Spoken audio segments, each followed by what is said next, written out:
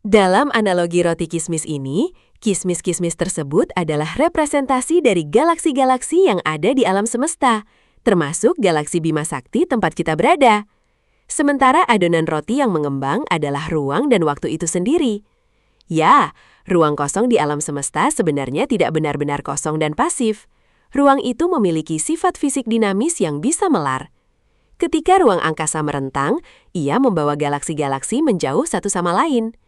Galaksi yang berada lebih jauh dari kita akan tampak bergerak menjauh dengan kecepatan yang jauh lebih tinggi dibandingkan galaksi yang jaraknya dekat. Sebuah konsep fundamental yang membalikkan seluruh pemahaman manusia tentang struktur kosmos. Selama ribuan tahun, sejak zaman peradaban kuno yang paling awal hingga memasuki dekade pertama abad ke-20, umat manusia memiliki satu keyakinan yang sama. Alam semesta ini statis, diam, dan tidak pernah berubah ukurannya. Para filsuf Yunani kuno, pemikir era pencerahan, hingga fisikawan hebat seperti Albert Einstein pada awalnya sangat meyakini bahwa langit yang kita lihat di malam hari adalah struktur yang stabil secara permanen. Bintang-bintang dan galaksi dianggap memiliki posisi yang tetap di dalam kanvas ruang angkasa. Bahkan Einstein sempat menambahkan apa yang disebut konstanta kosmologis ke dalam persamaan relativitas umumnya, hanya agar perhitungan matematikanya menghasilkan model alam semesta yang diam dan tidak runtuh. Namun, paradigma yang bertahan ribuan tahun itu hancur berkeping-keping pada tahun 1920-an, berkat ketekunan seorang astronom bernama Edwin Hubble. Dengan menggunakan teleskop Hooker, yang saat itu merupakan instrumen optik terbesar di dunia di Observatorium Mount Wilson, Hubble mengamati galaksi-galaksi yang sangat jauh.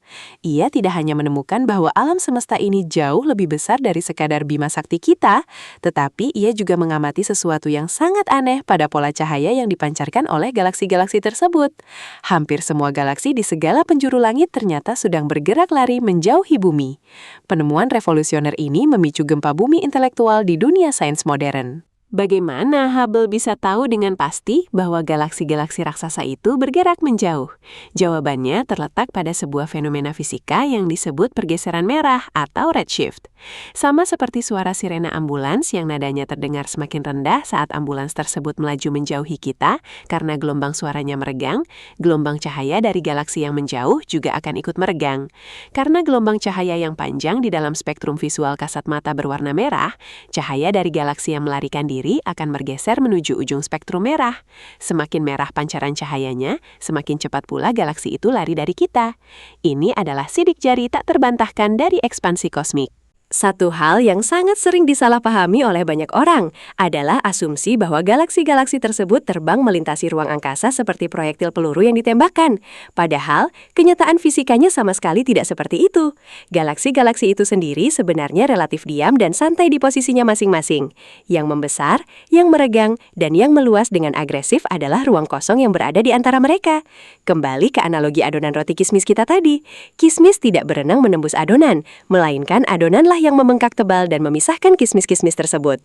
Hukum fisika melarang benda bergerak lebih cepat dari cahaya, namun aturan itu tidak berlaku untuk kelenturan ruang angkasa. Jika alam semesta terus mengembang ke segala arah di masa depan, maka logika deduktif sederhana mengatakan bahwa jika kita memundurkan waktu layaknya memutar ulang kaset video, alam semesta di masa lalu pasti berukuran jauh lebih kecil, jauh lebih padat, dan membara dengan suhu yang ekstrim.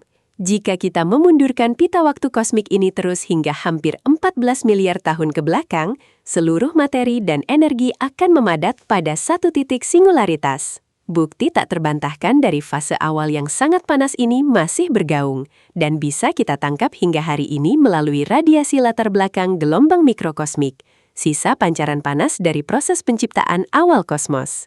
Hingga detik-detik akhir abad ke-20, para ilmuwan berasumsi dengan yakin bahwa laju ekspansi alam semesta pasti akan berangsur-angsur melambat. Mereka percaya daya tarik gravitasi antara galaksi dan materi gelap akan mengerem perluasan tersebut, bagaikan batu yang dilempar tinggi ke udara yang pada akhirnya akan kehabisan tenaga dan melambat. Namun, pada tahun 1998, hasil pengamatan terhadap ledakan supernova di galaksi jauh menemukan fakta yang kembali menampar wajah dunia fisika. Laju perluasan alam semesta ternyata tidak melambat sama sekali, melainkan justru semakin menggila dan bertambah cepat. Ada daya misterius yang sangat masif yang kini kita juluki energi gelap yang secara aktif menolak gravitasi. Energi gelap ini sangatlah dominan, diperkirakan mengisi sekitar 68% dari total kandungan alam semesta kita. Masalahnya, kita tidak punya gambaran pasti tentang apa wujud energi ini atau dari mana asalnya. Mari kita panggil kembali adonan roti kismis kita. Jika oven tempat memanggangnya disuntikan energi panas yang terus berlipat ganda tanpa kendali, adonan roti itu tidak hanya mengembang normal, tetapi membengkak dengan kecepatan eksponensial yang brutal hingga perlahan-lahan mengoyak dirinya sendiri dari dalam. Itulah analogi mengerikan yang sedang dialami oleh kain ruang dan waktu kita detik ini. Jarak antar konstelasi bertambah luas dengan laju percepatan yang tak terbayangkan. Di tengah hiruk-pikuk segala penemuan sains modern yang ditopang oleh teknologi satelit teleskop paling mutakhir ini, sungguh merupakan suatu ironi yang menakjubkan ketika kita menoleh ke belakang pada literatur spiritual kuno. Fakta tentang struktur alam semesta yang terus berekspansi ternyata telah diisyaratkan lebih dari 14 abad yang lalu. Di dalam teks suci Al-Quran, tepatnya pada surah Az-Zariyat ayat ke-47, tertulis sebuah deklarasi kosmologis yang sangat tajam. Ayat tersebut berbunyi, "Dan langit itu kami bangun dengan kekuasaan kami, dan sesungguhnya kami benar-benar meluaskannya." Sebuah fragmen kalimat yang mengandung validitas sains mutlak di era modern. Kesesuaian yang sangat persis antara teks suci yang diturunkan pada peradaban padang pasir abad ke-7 Masehi dengan hukum Hubble dan penemuan energi gelap di era milenium ini memberikan kita sudut pandang eksistensial yang luar biasa. Di masa ketika sebagian besar umat manusia masih mempercayai bahwa langit hanyalah sebatas kanopi kaca bertabur lampu yang menutupi bumi datar, ayat tentang perluasan konstan langit ini jauh melampaui batasan imajinasi manusia di zamannya. Pemilihan kata meluaskan dalam struktur bahasanya menunjukkan sebuah proses berkelanjutan yang masih terus berlangsung. Ini sangat selaras dengan data spektrum cahaya mutakhir yang dibaca oleh astrofisikawan hari ini. Lalu, pertanyaan terbesarnya sekarang, jika ruang angkasa kita terus membengkak dan laju percepatannya tidak pernah dibendung, tragedi apa yang menunggu di garis akhir waktu? Komunitas kosmologi menyuguhkan prediksi yang mengerikan sekaligus sangat puitis. Skenario yang paling diyakini saat ini disebut The Big Freeze atau pembekuan besar. Dalam realitas kelam ini, alam semesta pada akhirnya akan merentang terlalu jauh sehingga gas dan debu kosmik pembentuk kehidupan akan tercerai-berai dan gagal memicu kelahiran bintang baru. Bintang-bintang tua yang masih menyala akan kehabisan cadangan hidrogennya, meredup lalu mati. Suhu seluruh jagat raya akan perlahan-lahan merosot jatuh, mendekati titik beku nol mutlak. Konsekuensi paling tragis dari ekspansi ruang yang dipercepat gila-gilaan ini adalah nasib keterasingan total bagi galaksi kita. Triliunan tahun dari masa kini, bentangan angkasa akan merentang jauh lebih cepat melampaui limit kecepatan cahaya. Konsekuensi logisnya, foton cahaya dari galaksi tetangga tidak akan punya kecepatan yang cukup untuk merambat mencapai bumi. Jika ada sisa peradaban makhluk cerdas yang lahir di era kelam tersebut, ketika mereka menatap langit malam dengan teleskop terkuat sekalipun, mereka hanya akan disuguhi kanvas hitam total. Mereka akan menyimpulkan dengan yakin bahwa alam semesta ini hanyalah satu galaksi saja, tertipu oleh horizon kosmik yang telah menyembunyikan galaksi lainnya.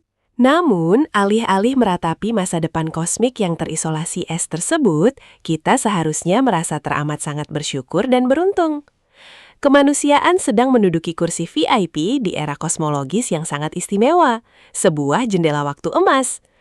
Alam semesta kita telah berumur cukup tua untuk melahirkan bintang, menyatukan planet bebatuan, dan menyokong biologi kehidupan, tetapi belum meregang terlalu parah sehingga memutuskan kontak kita dengan galaksi lain. Kita hidup tepat pada momen di mana jejak-jejak cahaya purba penciptaan dan ribuan galaksi tetangga masih bisa dijangkau oleh cermin teleskop kita. Kita adalah saksi mata yang diberi kehormatan istimewa untuk membaca buku sejarah kosmos yang utuh. Dari sepotong adonan roti kismis yang mengembang pelan di dapur rumah kita, menuju lensa cermin raksasa yang menatap kegelapan dari puncak gunung sunyi, hingga kebangkitan kebijaksanaan dari ayat-ayat kuno yang diucapkan ribuan tahun lampau, semuanya merangkai satu narasi yang maha megah. Alam semesta kita bukanlah benda mati atau panggung teater yang beku, melainkan sebuah entitas raksasa yang hidup, merentang jaring-jaringnya, dan terus mengekspansi batas-batas ketidakterbatasan. Langit yang melar ini adalah monumen agung dari daya cipta yang tak tertandingi. Selagi kosmos masih mengizinkan cahayanya menjangkau mata kita, mari kita tidak pernah berhenti menatap ke atas dan mengagumi pertumbuhan kanvas semesta ini.